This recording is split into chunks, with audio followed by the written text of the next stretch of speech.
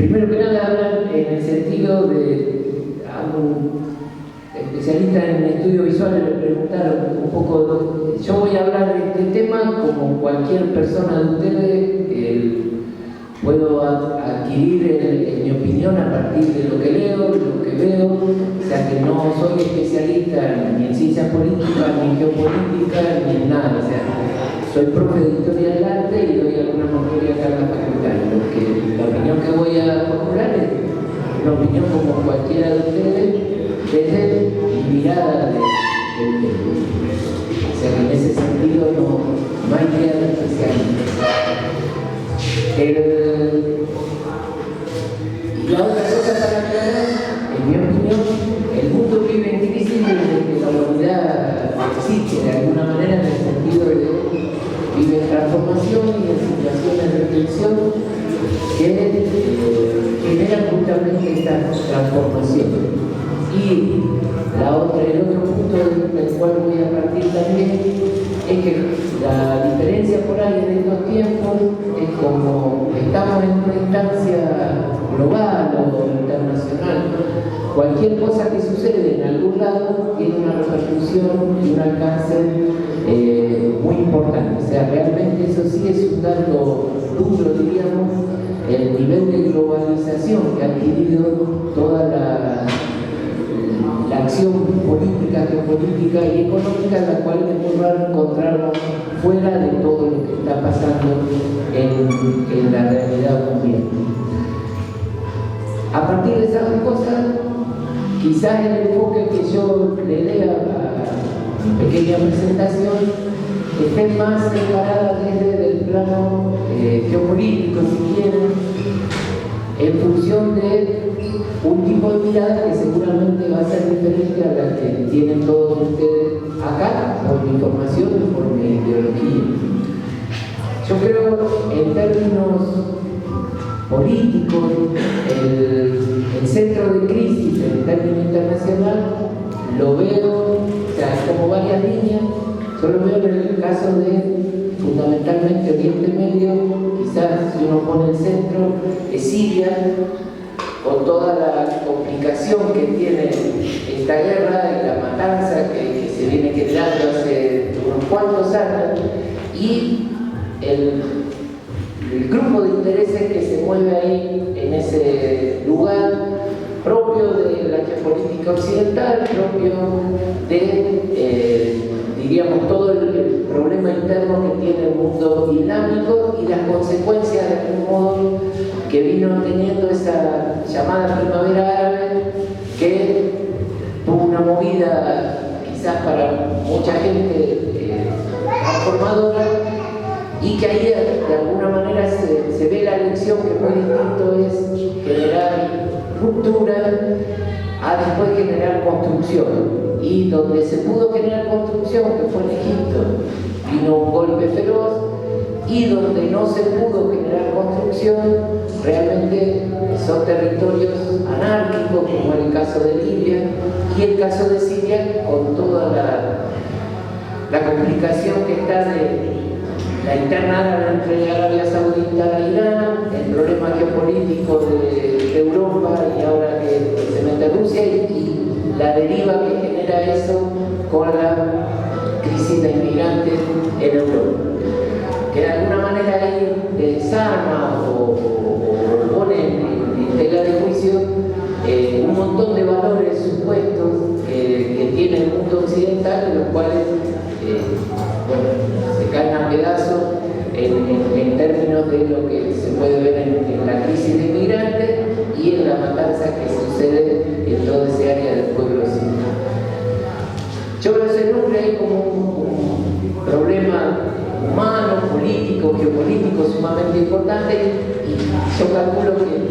¿por qué lo haciendo también como cercano al mundo latinoamericano? Porque ahí también está el tema del petróleo. O sea, ustedes sabrán que hace un año y pico el petróleo valía $100 y pico del barril de esa medida, y en menos de un año ha bajado a menos de la mitad, lo cual genera muchas transformaciones y muchas cosa rara en términos de que el país que más exporta petróleo, que de alguna manera tendría que estar más preocupado, que es Arabia Saudita, es como que promueve esta baja y deja que caiga, seguramente atrás hay intereses geopolíticos de los cuales uno, ni de habitante de una ciudad de América Latina, no puede hablar con certeza, pero seguramente que tiene que ver con otros intereses y tiene que ver seguramente con el interés de Estados Unidos de hacer que baje ese precio para evitar que justamente muchos países petroleros de alguna manera podían llegar a estar en buenas posiciones si el precio del petróleo estaba. Creo que ahí hay un núcleo importante y central en cuanto a esa crisis mundial, y ahí sí me vendría a la segunda parte del tema, dice los gobiernos latinoamericanos. No se puede decir qué corno tenemos que ver nosotros con todo esto que está pasando en ese punto, y me parece que sí, que está vinculado, porque está en función de toda esta baja de materias primas, toda esta baja de alguna manera en las exportaciones, y lo que genera el ralentizamiento, sería la palabra, de la economía de China, que de algún modo era la que venía alimentando el motor y generando, en ese sentido capaz que coincidimos, esta fantasía de un proceso de desarrollo de países emergentes, y acá ya me centro en América Latina. A partir de eso, creo que habría que ver qué es lo que nos está pasando en América Latina y cuáles son las respuestas de los distintos gobiernos latinoamericanos. Y ahí yo haría todo un repaso, bueno, descarto América del Norte en términos de que no es América Latina, es otro mundo, pero sí entrar a hacer como un paneo de los distintos países de América Latina y cómo se enfrentan o se sitúan frente a esta situación mundial y a esta particularidad. México es un país, en mi opinión, y ya les digo desde una mirada de televidente y lector de diario, Pepe Mujica llegó a decir que era un estado fallido y después se tuvo que arrepentir, pero realmente es un estado, yo lo miraría como el fantasma al cual nunca quisiera que Argentina o ningún país de Latinoamérica llegue, porque tiene una clase política tremendamente lejana de lo que son los intereses populares, es su humilde visión, ¿no? Y altamente corrupta y a su vez cuidadosa de un montón de formas. Desde el año 94 está integrada al Tratado de Norteamérica, o sea, el NAFTA que se llamó en su momento. Eso lo hace cada vez más dependiente en términos de un ensamble, un lugar de ensamblaje, de cosas que son para vender a Estados Unidos y que generan cada vez más pobreza. El narcotráfico que lo desangra, eso, la violencia, y en ese marco una atomización en términos de múltiples poderes que están pugnando y que de alguna manera generan, ya les digo,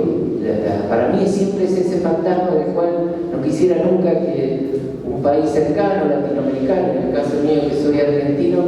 cayera en ese modelo mexicano. Sin embargo, es un país bien visto por los organismos internacionales, tiene baja inflación, o sea, si uno lo lee en los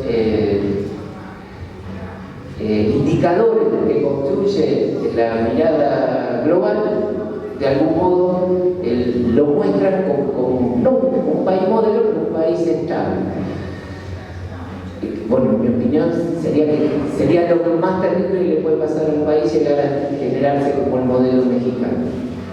Después, repasando, el Caribe es difícil, Cuba es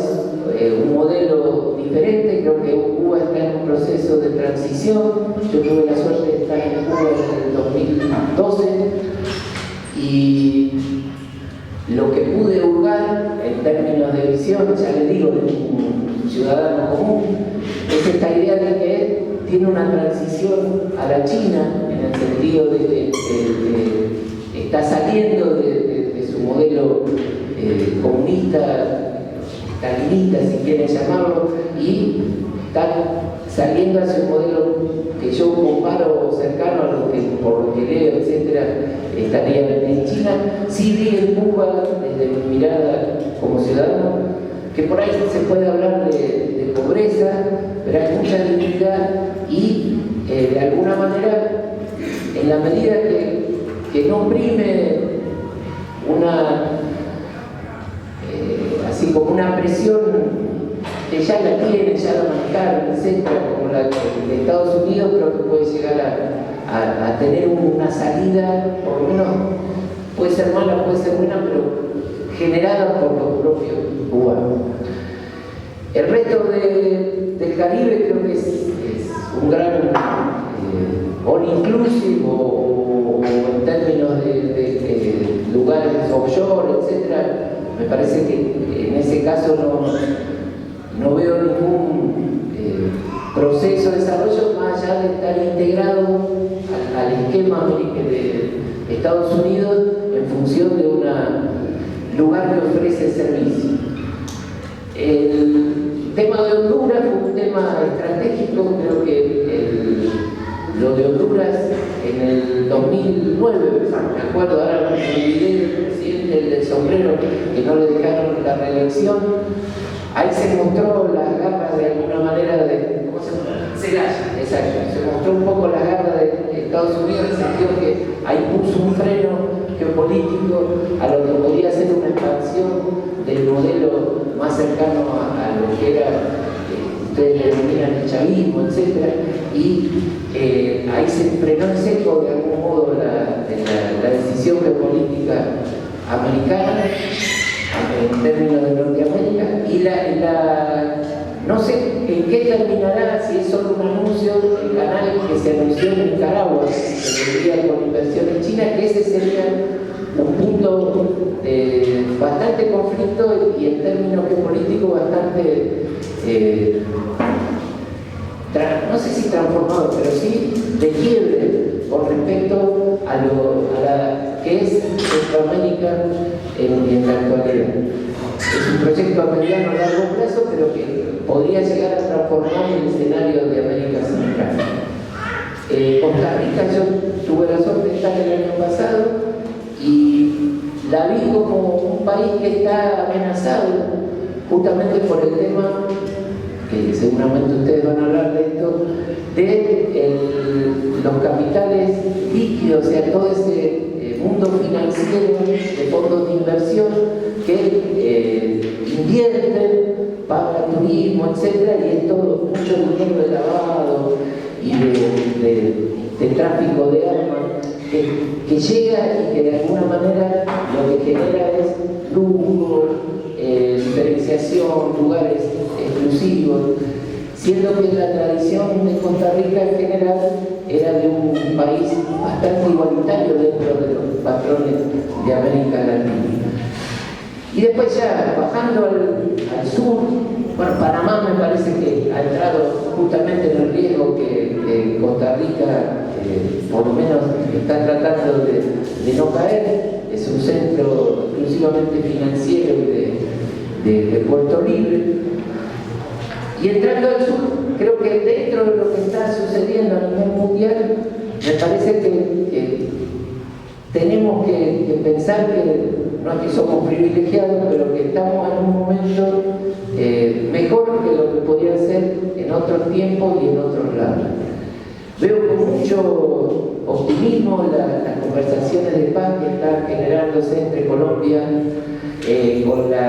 ahora anuncio de que las escuelas de formación militar de la FARC van a pasar a ser escuelas políticas, y la decisión de la FARC de dejar la guerra foquista y de alguna manera negociar una paz con el gobierno de Colombia, si eso va a ser dificultoso, va a ser terriblemente complejo, pero si eso lleva a buen puerto, creo que es un paso gigante que haría América Latina en muchas facetas. Venezuela es un tema también complejo. Venezuela está muy amenazada en la Cuba de los años 60 en términos de la decisión política de Estados Unidos de destruirla, yo creo que es la palabra, o sea, lo que se quiere transformar. Si bien está llena de problemas, por lo que yo pude leer y conocer, creo que mantiene de algún modo una esperanza de transformación, y va a influir mucho en la situación de Colombia para que esa zona norte de América Latina pueda acceder, primero en el caso de Colombia, a la paz, y a partir de eso pensar una construcción política. Y después en los países que quedan, y ya con esto voy terminando, creo que hay una gran diferenciación entre un modelo muy procapitalista, que es el de Perú y de Chile, que está marcado por la Alianza Pacífico, que quiere, de alguna manera, en mi opinión, insisto, de lectores, un ALCA del siglo XXI, o sea, instalar un tipo de tratado de libre comercio y llegar al modelo mexicano, me parecería a mí, con variantes. Chile es un país muy particular, pero me parece que es muy anclado en el modelo liberal y capitalista, y con todo lo que implica eso. Perú, me parece que en la medida que siga con esta línea va en camino a hacerlo. Y sí, en mi visión veo como modelos, si se quiere, de construcción política, de esperanzadores, Ecuador y Bolivia. En el caso de Bolivia, con las particularidades del protagonismo que toman los pueblos originarios, y de alguna manera esta idea de entenderse como un país multinacional, ver la posibilidad de pensar una transformación o un modelo, llamémosle progresista, entre comillas, en América Latina, que rompa los moldes de la modernidad, que rompa los moldes del siglo XX. Paraguay me parece que es el modelo de Honduras, o sea, hay un golpe de Estado y quedó, la otra vez miraba una cifra, el 1% de la población tiene, no sé, si más del 80% de las tierras, o sea, es un país inviable hasta que eso no se transforme. Y en el caso, bueno, Brasil, que hablaba acá el compañero, me parece que es otro país amenazado, que de alguna manera está probándose los límites de lo que sería un progresismo tibio o un progresismo convencido, y que en ese caso, mi opinión, ya le digo, desde la lectura, el gran error de Dilma Rousseff fue creer que siguiendo las recetas del Fondo Monetario y siguiendo las recetas que les proponía el mundo globalizado, iba a ganar terreno para poder consolidar su legitimidad. Creo que eso justamente eligió el otro camino, y que cada vez va a ser peor, y desde mi mirada acá en Argentina lo veo con mucha preocupación, porque realmente nosotros somos muy dependientes de Brasil, y de la suerte de Brasil está de alguna manera bastante atada a nuestra suerte. Y el caso, bueno, de Argentina sería para otro momento, diríamos, que da para otra charla. Mi visión, yo estoy cercano al kirchnerismo, al peronismo, obviamente es muy distinta de la de ustedes, pero ameritaría otro encuentro que podríamos sentarnos a charlar. Sí creo, y lo digo, y aunque después ustedes me maten, que tanto Argentina como Bolivia, como Brasil, o sea, el modelo UNASUR, el modelo Mercosur, que está en el freezer, pero que las ideales del Mercosur, yo lo veo como una postura viable para situar a América Latina en el marco de esta crisis mundial. Un país solo no se puede mover, que hoy el mundo se maneja en bloques, y yo veo con simpatía los ideales del UNASUR, el Mercosur, toda la línea que en mi visión trata de reinterpretar el progresismo en clave política, sin negar de plano el capitalismo en términos de lo que funda o lo que sucede mundialmente, pero proponiendo valores alternativos. Creo que esa línea nos configuraría poder encontrarnos con el futuro sin negar el pasado. Y dentro de lo que yo veo el panorama, y con esto ya termino, creo que hay su momento de regresión en términos de lo que era esto hace 10 años, la caída de precios de materia prima, toda la campaña de deslegitimación fundamentalmente en el gobierno de Brasil influye mucho, y que, bueno, va a haber que reconstruir de alguna manera legitimidades para poder retomar lo que, por lo menos desde mi visión, fue una esperanzadora mirada que arrancó en el siglo XXI acá en América Latina, después de haber tocado fondo con las políticas y los caminos neoliberales. Esa es mi visión. Después, todo lo que me quieran decir o retar, contesto, no tengo ningún problema.